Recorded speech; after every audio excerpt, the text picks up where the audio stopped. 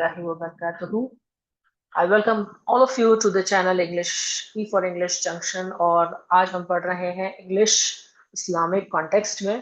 देखिए दोस्तों, टेंसेस आपने बहुत बार पढ़े होंगे और यकीनन बहुत बार पढ़ के कंफ्यूजन भी बहुत बड़ा होगा कि आखिर कौन से टेंस में क्या लगता है, कौन सा टेंस कब इस्तेमाल होता है। तो आज मैं आपका कंफ्यूजन बिल्कुल खत्म कर दूंगी, क्योंकि मेरे पास एक ऐसा नॉवल आइडिया है टेंसेस को पढ़ाने का जो आपको कभी भी टेंसेस को भूलने नहीं देगा। तो just buckle up and keep watching the video till the end, और पॉज करके कहीं पे भी आप वीडियो को समझ सकते हैं और इसका आंसर दे सकते हैं जो क्वेश्चन मैं आपसे पूछूंगी इसके दौरान। तो लेट्स स्टार्ट। आज हम स्टार्ट करेंगे प्रेजेंट टेंस से। तो प्रेजेंट टेंस के चार मेन वो होते हैं पार्ट्स। एक होता है सिंपल प्रेजेंट, या फिर इसको कहते हैं indefinite tense। indefinite tense। Second होता है प्रेजेंट कॉन्टिन्यूस। थर्ड होता है प्रेजेंट परफेक्ट। और फोर्थ होता है प्रेजेंट परफेक्ट कॉन्टिन्यूस। तो इस वीडियो में आज मैं आपसे बस दो ही टेंसेस लूंगी, जिससे कि कंफ्यूजन आपका बढ़े नहीं बल्कि कम हो। तो अब हम चलते हैं इसकी ओर कि हम सबसे पहले हम लेते हैं सिंपल प्रेजेंट टेंस। तो फर्स्ट है हमारे पास प्रेजेंट सिंपल या फिर प्रेजेंट इनडेफिनिट टेंस। तो दोस्तों एक बात हमेशा याद रखिएगा, जो भी सेंटेंसेस ता है या ती है या ते हैं, इस तरीके से एंड होते हैं, वो सेंटेंसेस सिंपल प्रेजेंट में आते हैं। क्या कहा मैंने? मैंने कहा जैसे कि हम जाते हैं, हम मस्जिद जाते हैं। तो ये ता है ती है वाले सेंटेंसेस जो होते हैं, वो सेंटेंसेस हमेशा प्रेजेंट सिंपल में आते हैं। सो वी गो टू मस्जिद, इसमें द भी लगा दे तो ज्यादा बेहतर रहेगा। वी गो टू द मस्जिद। अब ये सारे वर्ड्स कहाँ से आए और कैसे पता चलेगा कि मैं वी पहले लगाना है, गो पहले लगाना है, क्या पहले लगाना है, तो उसका भी इंतजाम है पूरा। क्या है कि हमें ये फॉर्मूला अपनाना होता है कि सबसे पहले हम लगाते हैं सब्जेक्ट। तो दोस्तों अगर आपको सब्जेक्ट नहीं मालूम है तो मैं वो भी बता देती हूँ। सब्जेक्ट का मतलब होता है काम करने वाला, काम कौन कर रहा है। तो काम करने वाला, अगर यहाँ पर कौन काम जा कर रहा है, मस्जिद कौन जा रहा है, हम जा रहे हैं, तो हम सबसे पहले हम ये लगाएंगे नंबर वन। फिर हम लगाएंगे वर्ब। ठीक है, वर्ब हम लगाएंगे, मेन वर्ब भी लग सकता है और हेल्पिंग वर्ब भी लग सकता है। हेल्पिंग वर्ब क्या होता है? हेल्पिंग वर्ब्स होते हैं is, am, are, has, have, ये सब हेल्पिंग वर्ब्स कहलाते हैं। इनको बोलते हैं हेल्पिंग वर्ब्स। ये भी लग सकता है, लेकिन फिलहाल हम क्योंकि प्रेजेंट सिंपल में हैं, तो प्रेजेंट सिंपल में डायरेक्ट सब्जेक्ट के बाद वर्ब लग जाता है। क्योंकि मैंने आपने देखा होगा कि वी के बाद मैंने ना तो इज, एम, आर कुछ भी नहीं लगाया है, डायरेक्ट क्या लगा दिया? वर्ब लगा दिया। मेन वर्ब क्या है हमारा? जाने की वर्ब, जाने की वर्ब होती है गो। तो वी गो। और फिर हम कहाँ जाते हैं? मस्जिद। तो वो जो आपका क्या कहते हैं ऑब्जेक्ट है, वो मस्जिद है। तो मस्जिद मैंने लास्ट में लगा दिया। वी गो टू द मस्जिद। हम जाते हैं, और अगर मैं कहूँ हम जाते हैं रोज जाते हैं, तो हम वी गो टू द मस्जिद एवरी डे। तो ये मेरे ख्याल में क्लियर हो गई होगी अब तक बात कि सब्जेक्ट क्या होता है और वर्ब क्या होती है, हेल्पिंग वर्ब क्या होती है, ऑब्जेक्ट क्या होती है, और प्रेजेंट सिंपल में हम किस तरीके से यूज करते हैं। प्रेजेंट सिंपल में हम सबसे पहले लगाएंगे सब्जेक्ट, फिर लगाएंगे वर्ब, और फिर लगाएंगे ऑब्जेक्ट को। ये इसका रूल रहेगा। तो अब हम आगे बढ़ते हैं। अगर आपको नहीं समझ में आया है तो वीडियो को यही पॉज कीजिए और रिपीट कीजिए। Now I will move to taking the exact. अब ये सवाल उठता है कि सिंपल प्रेजेंट टेंस यूज कहाँ करना है, क्यों हम यूज करें, कब हम यूज करें, क्या हमें कहना है जो हम सिंपल प्रेजेंट टेंस यूज करें। तो जो है ताहे तीहे वाले सेंटेंस, जैसे कि मैंने बताया कि ताहे तीहे वाले सेंटेंसेस इसमें यूज होते हैं, तो ये बात हम तब करते हैं जब हम कोई रूटीन बता रहे होते हैं कि भाई हम ऐसा करते हैं, रोज करते हैं। जैसे कि मैं स्कूल जाता हूँ, रोज जाता हूँ, ठीक है, या मेरी हैबिट है ये,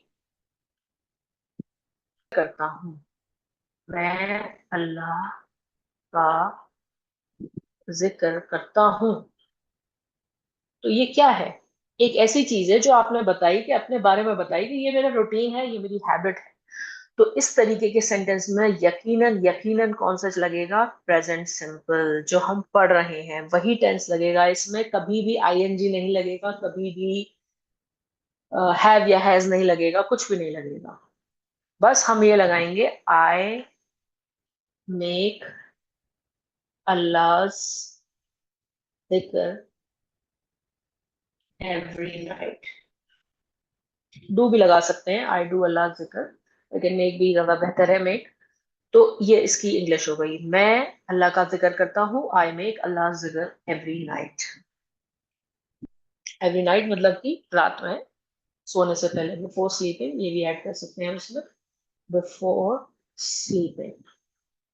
तो ये मेरे ख्याल में आपको बात समझ में आई होगी कि जब भी रूटीन की हम बात करते हैं, या हम अपने बारे में कोई हैबिट बता रहे होते हैं, मैं ऐसा करता हूँ, मैं मस्जिद जाता हूँ, आ, मैं खाना खाने से पहले बिस्मिल्लाह करता हूँ, या हम अल्लाह की बात करें कि अल्लाह सब कुछ देखता है, अल्लाह सब कुछ जानता है, अल्लाह नोज एवरीथिंग, अल्लाह नोज एवरीथिंग। ठीक है। कुरान हमें गाइडेंस देती है, कुरान हमें गाइडेंस देती है, ताहती है आ रहा है ना, the Quran gives us the guidance. The मैंने इसलिए लगाया है क्योंकि मुझे ये है कि द गाइडेंस, गाइडेंस वो गाइडेंस जो कोई नहीं देता है, खास गाइडेंस होगा, इसलिए मैं द लगाया है मैंने। और द कब कब लगेगा इसके बारे में भी हम अलग वीडियो करेंगे, लेकिन फिलहाल के लिए इतना समझ लेना जरूरी है कि हमें जब भी हम ऐसे सिचुएशंस बता रहे होते हैं जो रूटीन के होते हैं या हैबिट के होते हैं, या फिर यूनिवर्सली ट्रू होते हैं। यूनिवर्सली ट्रू मतलब कि ऐसा होता ही है, जैसे कि अल्लाह सब जानता है, अल्लाह नोज एवरीथिंग। ये कोई उसकी हैबिट नहीं है, ये कोई उसका रूटीन नहीं है, लेकिन ये एक ऐसी बात है जो फैक्ट है, जो फैक्ट है इसको बदला नहीं जा सकता, है ना। अल्लाह हमें माफ करता है, तो अल्लाह हमारे गुनाहों को माफ करता है, अल्लाह फॉरगिव्स आवर सिंस। तो ये बात हो गई ताहत दी है वाले सेंटेंसेस की, और ये किन सिचुएशंस में यूज होंगे ये भी मैंने आपको बता दिया।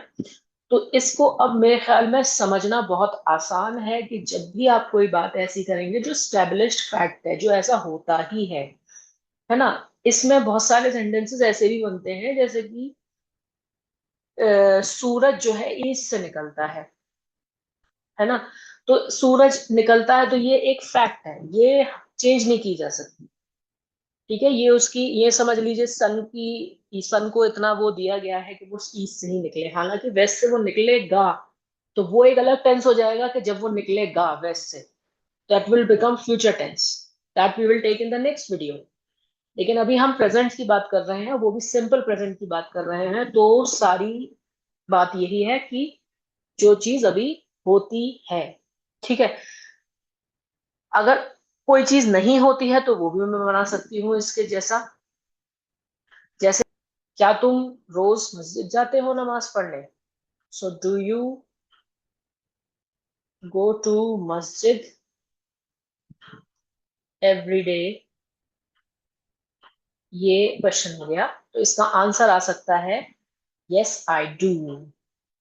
देखिए, ये मैं आपको स्पोकन इंग्लिश का एक तरीका बता रही हूँ, कोई भी सेंटेंस अगर डू यू से स्टार्ट हो रहा है तो आप उसका आंसर आई डू कर सकते हैं। आई डू में पूरी बात आपको बोलने की भी जरूरत नहीं है, ये yes I go to masjid every day, आप लिख दीजिए यस आई डू, हाँ मैं जाता हूँ। ठीक है। अब ये मैंने डू क्यों लगाया है? डू लगता है जब हम प्रेजेंट सिंपल की बात कर रहे होते हैं, जैसे कि मैं प्रेयर करता हूँ, आई प्रे 5 टाइम्स। तो इसका एक्चुअली मतलब यही है कि आई डू प्रे 5 टाइम्स। तो जब क्वेश्चन बनाते हैं तो डू को इधर ले आते हैं। डू यू, ये जो सब्जेक्ट है ये यू बन गया, जो मैं किसी से क्वेश्चन कर रही हूँ। तो do you pray 5 times every day? Yes I do. तो ये आपका एक, मैंने झलक दे दी आपको कि सिंपल प्रेजेंट टेंस में क्या होता है। एक बार बस जल्दी से रिकैप करते हैं। नंबर 1, ता है, ही है वाले सेंटेंसेस में आप सिंपल प्रेजेंट यूज करेंगे। ये सिचुएशंस होंगी रूटीन बताने वाली, हैबिट्स बताने वाली, या फिर फैक्ट्स बताने वाली। और इन सेंटेंसेस में जब क्वेश्चन बनेगा तो डू से या डस से स्टार्ट होगा। डस से तब होगा जब काम करने वाला सिंगुलर होगा, सिंगुलर यानी कि एक होगा। और डू तब होगा जब काम करने वाला ज्यादा होंगे, या आई होगा या यू होगा। इसके बारे में भी मैं थोड़ा सा बता देती हूँ जिससे कि आपका कंफ्यूजन दूर हो जाए। अगर मुझे कहना है कि क्या आपकी बेटी नमाज पढ़ती है, तो अब मैं आपके बारे में नहीं पूछ रही, मैं आपकी बेटी के बारे में पूछ रही हूँ। बेटी है सिंगुलर यानी कि एक है। तो मैं कहूंगी डज योर डॉटर प्रे। और अगर मुझे कहना है कि क्या आप प्रे करते हैं, तो आप हैं यू। यू हमेशा प्लूरल की तरह काउंट होता है, और आई भी। तो तब मैं फिर पूछूंगी डू यू प्रे।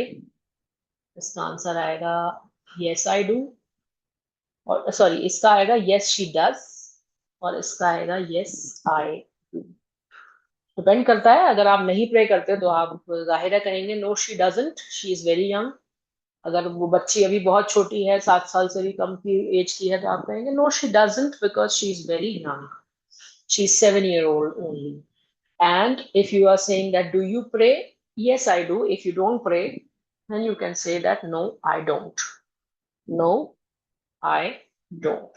तो मेरे हिसाब से आपको ये सारी बातें समझ में आ गई हैं, और ये भी समझ में आ गया है कि सिंपल प्रेजेंट टेंस कब यूज करते हैं, किन तरीके से यूज करते हैं। सब्जेक्ट आएगा सबसे पहले, फिर वर्ब आ जाएगा, इसके बीच में कुछ भी नहीं आएगा, और फिर आपका ऑब्जेक्ट आ जाएगा।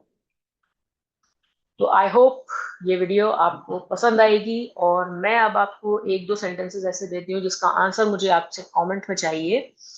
तो अगर मैं आपसे पूछूं कि मैंने क्वेश्चन पूछा है do you always play on time, तो इसका आंसर क्या होगा, जरा जल्दी से मुझे कमेंट में टाइप करके बताइएगा। और अगर मुझे कहना है किसी से कि क्या आप नमाज से पहले वुजू करते हैं, क्या आप नमाज से पहले वुजू करते हैं, तो इसकी इंग्लिश क्या होगी, जरा आप मुझे कमेंट्स में बताइए। और इंशाल्लाह जो गलत होगा वो मैं आपको सही करके बताऊंगी। जज़ाकल्लाह खैर। अस्सलाम वालेकुम वरहमतुल्लाहि वबरकातुहू।